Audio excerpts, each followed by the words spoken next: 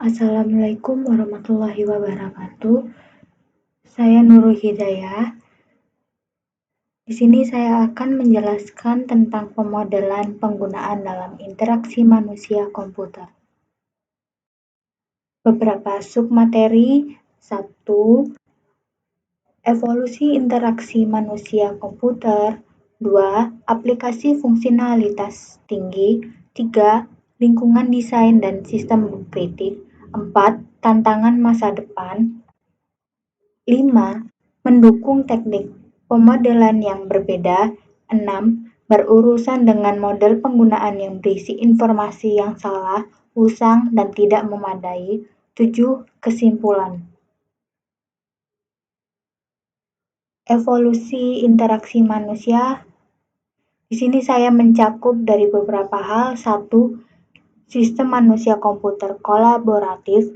2. From notice menjadi pekerja domain terampil. 3. HCL berbasis pengetahuan. 4. Rancangan waktu dan gunakan waktu. 5. Mengucapkan hal yang baik pada waktu yang baik dengan cara yang baik. 6. Pemodelan penggunaan di HCL. Pengantar.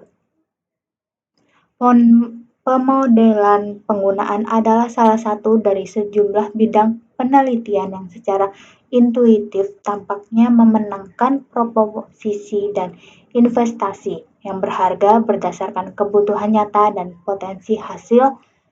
Domain lain yang sebanding dengan pemodelan penggunaan adalah yang pertama, penggunaan kembali perangkat lunak. Misalnya, penggunaan kembali dapat dibenarkan oleh fakta bahwa sistem kompleks berkembang lebih cepat jika mereka dapat membangun subsistem yang stabil. Dan yang kedua, keingatan organisasi dan pembelajaran organisasi. Misalnya, menciptakan sosial lingkungan teknis yang membantu mengatasi batasan pikiran manusia individu. Pendekatan ini tampaknya menarik alami, secara teoritis dapat dibenarkan, diinginkan, dan dibutuhkan. Namun pada kenyataannya, kemajuan di bidang ini berjalan lambat dan sulit, dan kisah sukses jarang terjadi. Bab 1. Evolusi interaksi manusia komputer.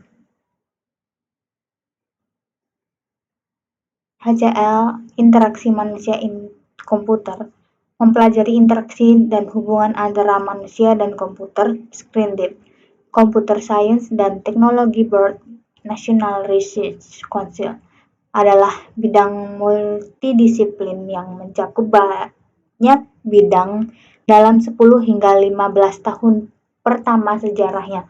Interaksi manusia komputer telah berfokus pada antarmuka, terutama pada kemungkinan dan kriteria desain untuk antarmuka pengguna grafis menggunakan jendela, ikon, menu, dan perangkat petunjuk untuk membuat sistem yang lebih berguna.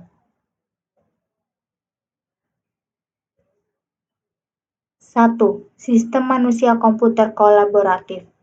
Kolaborasi dalam konteks ini didefinisikan sebagai proses di mana dua atau lebih agen bekerja sama untuk mencapai tujuan bersama.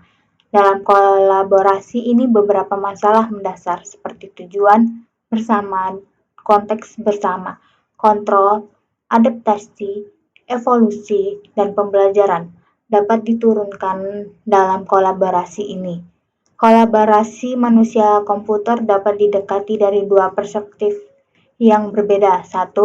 Pendekatan emulasi dan pendekatan yang saling melengkap.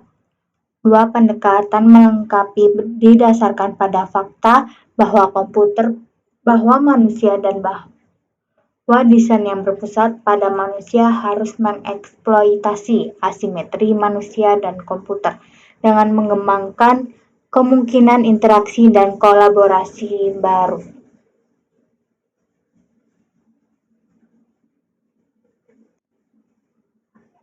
Aplikasi fungsionalitas tinggi.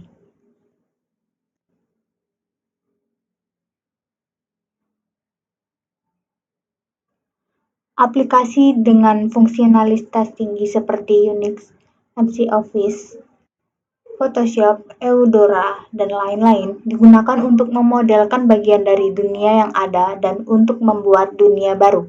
Mereka adalah sistem yang kompleks karena melayani kebutuhan populasi penggunaan yang besar dan beragam. Ada 3 desain HVA yang harus mengatasi 3 masalah. 1. Fungsionalitas yang tidak digunakan tidak menghalangi. 2. Fungsionalitas yang tidak diketahui harus dapat diakses atau dikirim pada saat dibutuhkan. Dan 3. Fungsionalitas yang umum digunakan hendaknya tidak terlalu sulit untuk dipelajari, digunakan, dan diingat.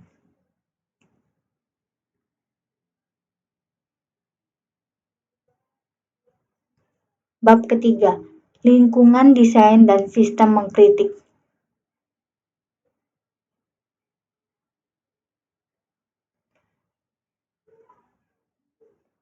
Lingkungan yang memodelkan domain tertentu seperti jaringan komputer, antarmuka pengguna, dapur, dan desain dialog suara, dengan memungkinkan desainer untuk terlibat dalam tugas otentik dari praktik kerja masing-masing. Lingkungan desain berorientasi domain memungkinkan komputer menjadi tidak terlibat, hingga memungkinkan desainer untuk berkomunikasi dengan konsep, representasi, dan alat khusus domain, dengan mendekatkan objek ke dunia konseptual penggunaan orientasi domain. Lingkungan ini membuat HVA lebih bermanfaat, lebih berguna, dan lebih dapat dipelajari.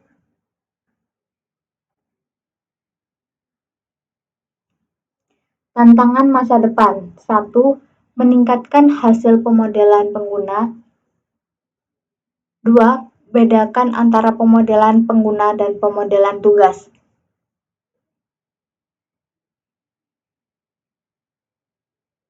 Meningkatkan hasil pemodelan pengguna. Untuk meningkatkan hasil, 1. Meningkatkan nilai dengan menunjukkan bahwa sistem masa depan yang mengandalkan model pengguna lebih bermanfaat dan lebih berguna, atau mengurangi upaya yang terkait dengan pemodelan pengguna, misalnya dengan mengeksploitasi data penggunaan. 2.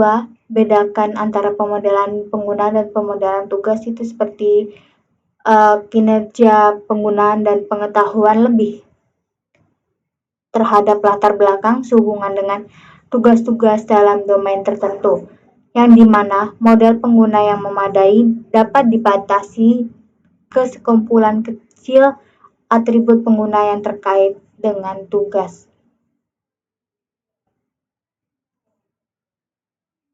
Bab kelima, mendukung teknik pemodelan yang berbeda. Leverage yang substansial dapat mengintegrasikan pemodelan, misalnya dengan komputer spesifikasi dengan kuesioner, dengan pemodelan implisit, misalnya seperti menganalisis kinerja penggunaan pada tugas, menyimpulkan latar belakang, pengetahuan, dan minat berdasarkan interaksi sebelumnya. Sintesis yang diperkaya untuk selanjutnya dapat dilengkapi dengan meminta penggunaan didasarkan lingkungan terbuka seperti HVA dan lingkungan desain untuk memecahkan masalah spesifik, di mana pemilihan masalah didorong oleh kebutuhan spesifik komponen pemodelan penggunaan. Bab ke-6, berurusan dengan model penggunaan yang berisi informasi yang salah, bosan, yang tidak memadai. Mencakup 1. Kembangkan kriteria untuk menilai kecakupan pemodelan penggunaan di domain yang berbeda.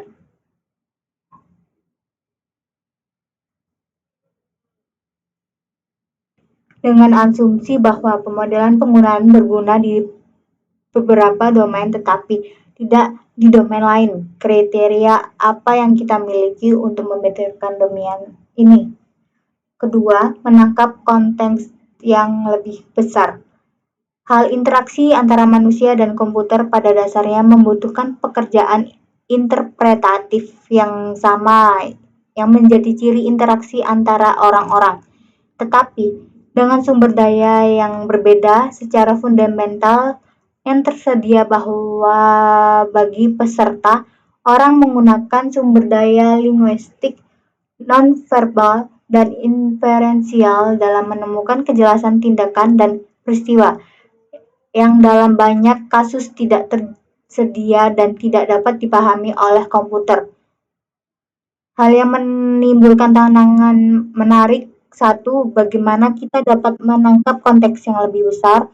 Dua, bagaimana kita dapat meningkatkan kekayaan sumber daya yang tersedia untuk program komputer yang mencoba pemodelan pengguna untuk memahami dan untuk menyimpulkan dari apa yang mereka amati. Ketiga, pemodelan dan kontrol pengguna. Sistem bahkan yang cerdas hanya menyadari sebagian kecil dari total proses pemecahan masalah yang dialami mitra manusianya, dan mereka tidak dapat berbagi pemahaman tentang situasi atau keadaan pemecahan masalah dari suatu manusia.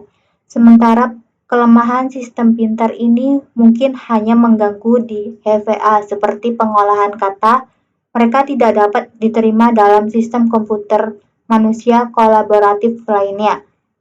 Untuk menghindari kelemahan ini, bisa dilakukan dengan menyediakan alat yang dapat ditempa yang memperdayakan daripada mengurangi penggunaan. Yang keempat, privasi dan modal pengguna. Banyak peristiwa terjadi dan dilacak dalam beberapa lingkungan komputasi dan dicatat dalam model pengguna yang disalahgunakan seperti contoh kartu telepon, kartu belanja di supermarket, pemesanan buku di toko buku elektronik, sistem web dikunjungi, rencana aktif yang dikenakan oleh manusia. Bab ketujuh, kesimpulan. Dari beberapa hal ini dapat disimpulkan bahwa tujuan akhir dari pemodelan penggunaan adalah bahwa hal itu harus dilakukan untuk kepentingan penggunaan. Penelitian sebelumnya telah menunjukkan bahwa seringkali ada cukup perbedaan antara memodelkan aspek dari pekerja dan perilaku pengguna. Pemodelan pengguna ini dapat berdampak dan nilainya untuk sistem kolaboratif manusia komputer dan di masa depan. Telah menempuh jalan yang panjang dan berliku ini benar tidak hanya untuk di masa lalu tetapi juga berlaku untuk masa depan. Sekian dari saya.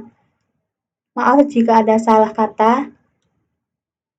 Wassalamualaikum warahmatullahi wabarakatuh.